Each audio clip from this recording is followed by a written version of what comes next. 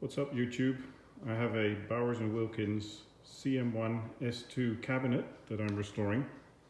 Now, I've already bought some new speakers from the website, but this little dome here in the tweeter is obviously pretty cracked, and I thought, as there's a new one coming in anyway, I'd have a look if I could fix it and see what it sounds like. Well, looking up online that they were made out of aluminum, and this one actually has a double dome, I thought I'd not replace the dome with a cheap part and wait for the new one to come in. But in the meantime, I got one of these simple aluminum little trays and I cut out a little circle. I cut the little circle and I kept rotating until I had this nice little shiny disc that really looks very much like the dome itself. Now it's nicely in shape. You can drop it on there and glue it on. And that will probably hold me over until the replacement comes in.